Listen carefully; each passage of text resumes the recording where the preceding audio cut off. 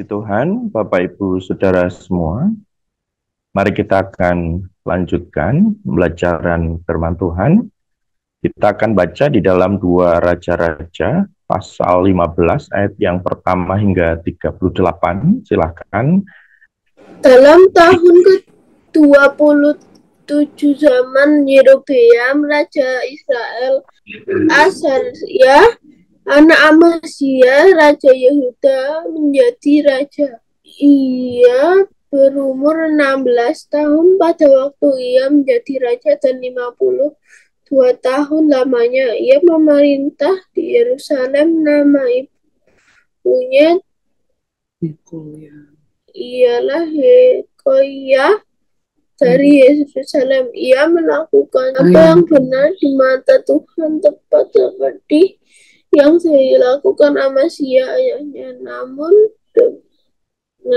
demikian, bukit-bukit pengorbanan tidaklah jauhkan. Bangsa itu masih mempersembahkan dan membakar korban di bukit-bukit itu. Maka Tuhan menimpakan tulah kepada raja sehingga ia sakit kusta sampai hari kematiannya dan tinggal dalam sebuah rumah pengasingan, dan Yotam anak raja mengepalai istana dan menjalankan pemerintahan atas rakyat negeri itu. Selebihnya dari riwayat Asaria dan segala yang dilakukannya, bukankah semuanya itu tertulis dalam kitab sejarah Yehuda? Kemudian Asaria mendapat perhentian bersama-sama dengan nenek moyangnya, dan ia dikuburkan di samping nenek moyangnya di kota Daud. Maka Yotam anaknya menjadi raja menggantikan dia. Dalam tahun ke-38 zaman Asaria, Raja Yehuda, Zakaria anak Yerobeam menjadi raja atas Israel di Samaria. Ia memerintah 6 bulan lamanya. Ia melakukan apa yang jahat di mata Tuhan seperti yang telah dilakukan oleh nenek moyangnya. Ia tidak menjauh dari dosa-dosa Yerobeam bin Nebat yang mengakibatkan orang Israel berdosa pula. Salum bin Yabes mengikat kesepakatan melawan dia, membunuh dia di Yibleam, kemudian menjadi raja menggantikan dia. Selebihnya dari riwayat Zakaria, sesungguhnya semuanya itu tertulis dalam kitab sejarah raja-raja Israel. Bukankah begini firman Tuhan yang diucapkannya kepada Yehu? Anak-anakmu sampai kepada keturunan yang keempat akan duduk di atas tahta Israel, dan terjadilah demikian. Salum bin Yabes menjadi raja dalam tahun yang ke-39 zaman Uzia, Raja Yehuda. Ia memerintah sebulan lamanya di Samaria. Sudah itu majulah Menahem bin Gadi dari Tirza, lalu sampai ke Samaria. Ia membunuh Salum bin Yabes di Samaria, kemudian menjadi raja menggantikan dia. Selebihnya dari riwayat Salum dan persepakatan yang dihadapannya, sesungguhnya semuanya itu tertulis dalam kitab sejarah raja-raja Israel. Pada waktu itu, dengan mulai dari Tirza, Menahem memusnahkan Tifsah dan semua orang yang ada di dalamnya serta daerahnya, sebab orang tidak membuka pintu kota baginya. Maka dimusnahkannyalah kota itu dan dibelahnya semua perempuannya yang mengandung. Dalam tahun ke-39 zaman Asaria, Raja Yehuda, Menahem bin Gadi menjadi raja atas Israel. Ia memerintah 10 tahun lamanya di Samaria. Ia melakukan apa yang jahat di mata Tuhan. Sepanjang umurnya ia tidak menjauh dari dosa-dosa Yerobeam bin Nebat yang mengakibatkan orang Israel berdosa pula. Pul, Raja Asyur, datang menyerang negeri itu, lalu Menahem memberi 1000 talenta perak kepada Pul, supaya dibantunya dia mengokohkan kerajaannya itu di tangannya. Menahem mengeluarkan uang ini atas beban Israel dan atas beban semua orang yang kaya raya untuk diberikan kepada Raja Asyur, 50 sikal perak dari setiap orang. Lalu pulanglah Raja Asyur dan ia tidak tinggal di sana, di negeri itu. Selebihnya dari riwayat Menahem dan segala yang dilakukannya, bukankah semuanya itu tertulis dalam kitab sejarah raja-raja Israel? Kemudian Menahem mendapat perhentian bersama-sama dengan nenek moyangnya. Maka Pekahia anaknya menjadi raja menggantikan dia.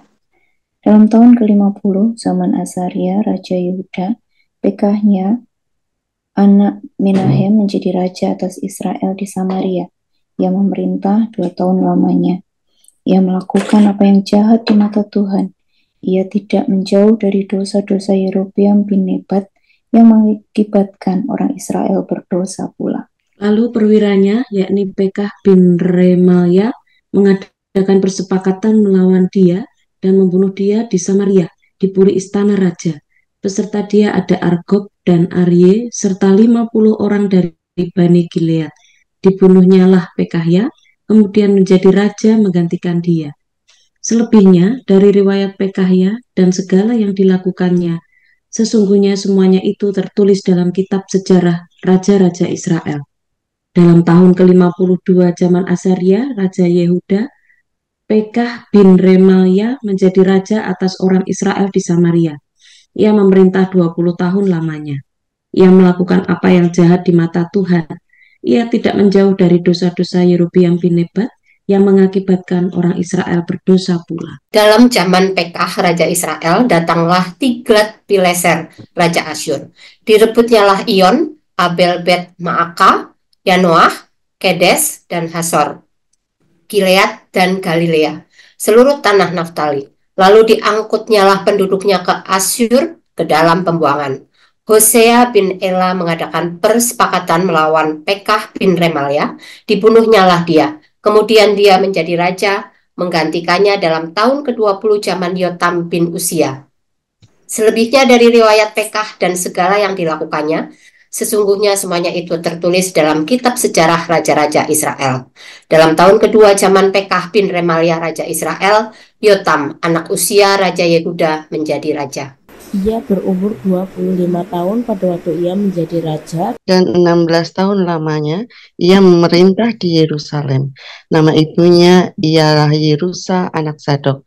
Ia melakukan apa yang benar di mata Tuhan, tepat seperti yang dilakukan Usia ayahnya. Namun demikian bukit-bukit pengorbanan tidaklah dijauhkan. Bangsa itu masih mempersembahkan dan membakar kurban di bukit-bukit itu. Ia mendirikan pintu gerbang tinggi di rumah Tuhan.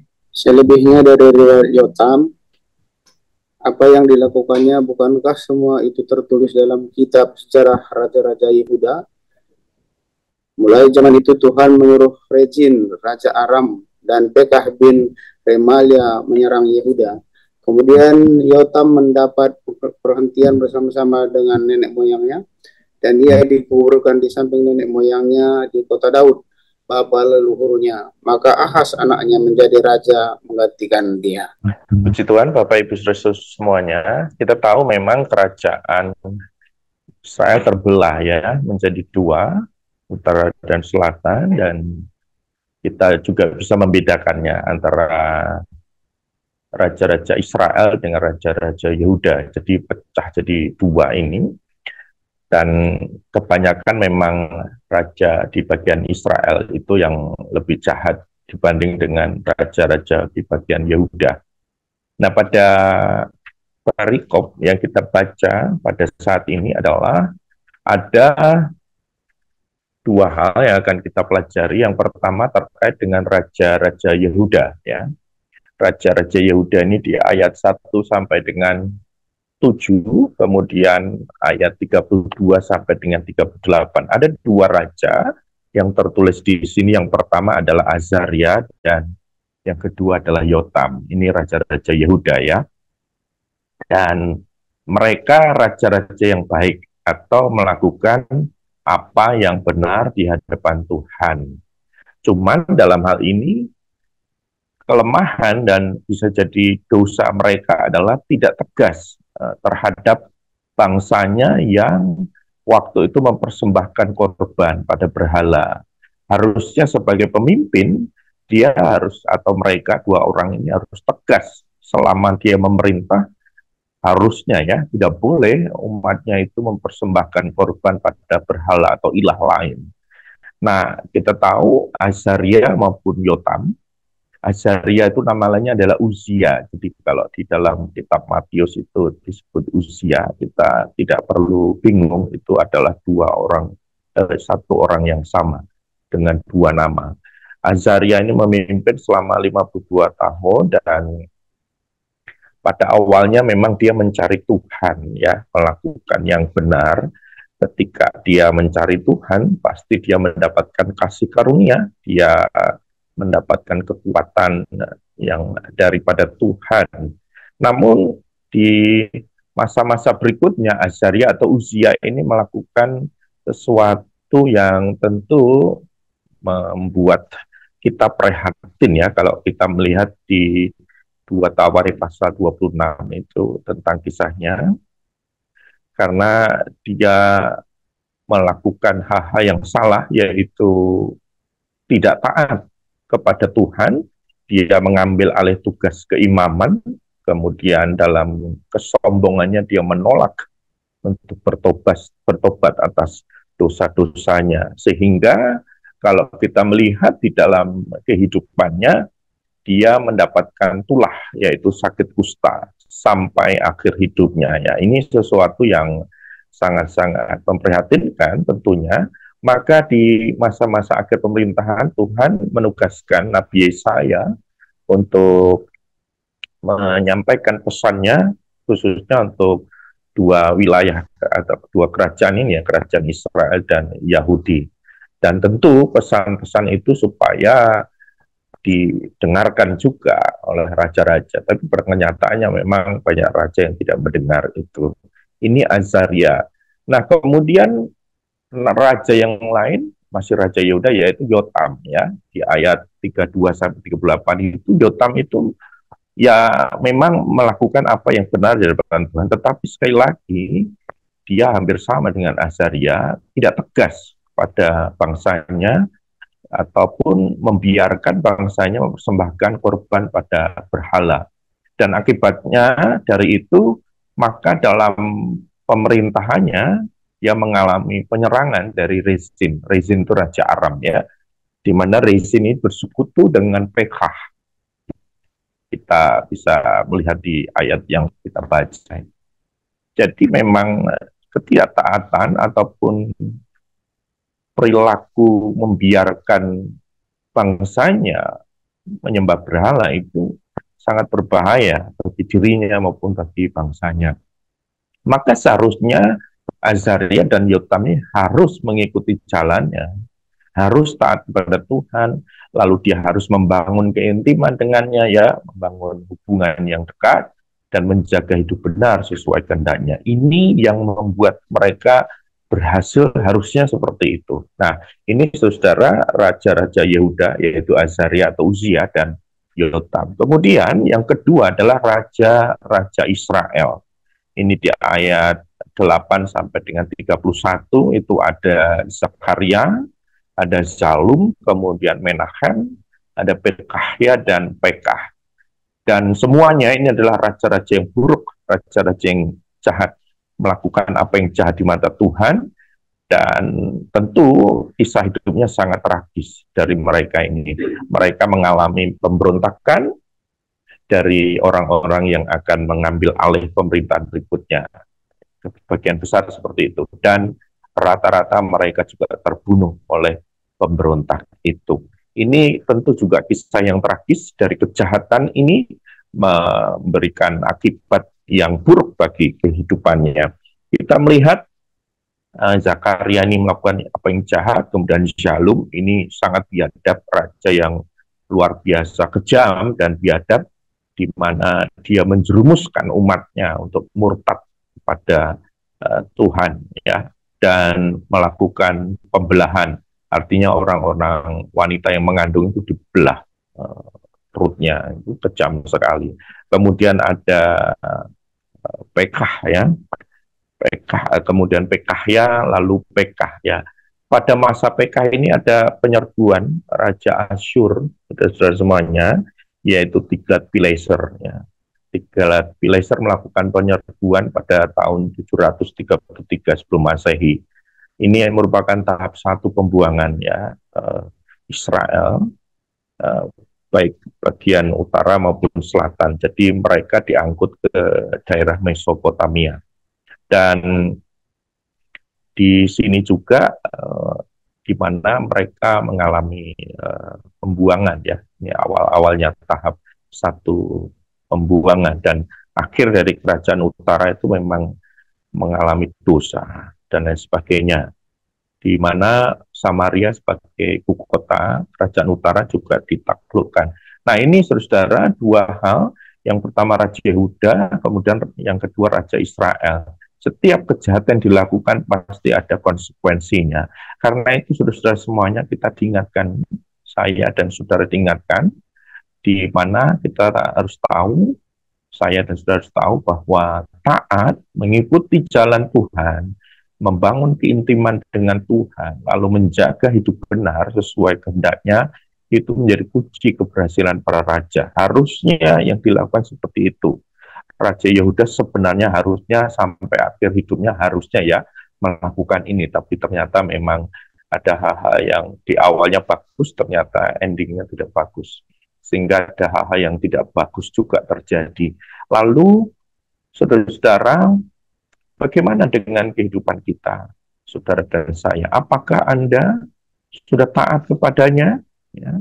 Sudahkah Anda memiliki keintiman dan juga menjaga hidup benar sesuai dengan kehendaknya, supaya tidak melakukan kejahatan, supaya tidak melakukan hal-hal yang menyakitkan, bahkan itu akan membuat pengaruh yang buruk. Karena itu, mari saya dan saudara ingat kembali, kita harus taat kepadanya, kita harus melakukan atau membangun keintiman dengannya dan menjaga hidup ini tetap benar sesuai dengan kehendaknya. Ini ya Tuhan memberkati kita semuanya. Amin. Kebenaran supaya kita hidup taat dan hidup benar.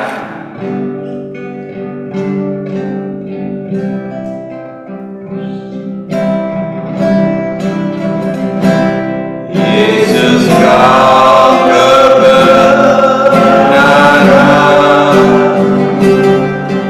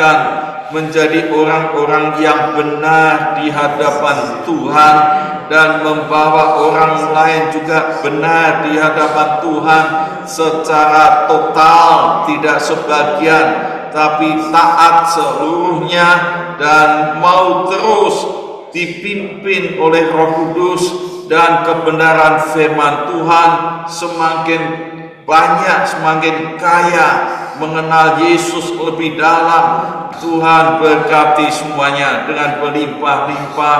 Tuhan jadikan berkat bagi banyak orang dan menolong orang lain bertumbuh ke arah Kristus. Tuhan menyertai dengan sungguh kami berserah pada pimpinan Tuhan dan lindungi Tuhan supaya kami tetap sehat tanpa kesakitan, terus semangat dengan kasih Kristus melayani dan memuliakan Tuhan. Kami mengucap syukur untuk hari ini. Kami mengucap syukur di dalam nama Tuhan Yesus. Kiranya Tuhan memberkati dengan melimpah.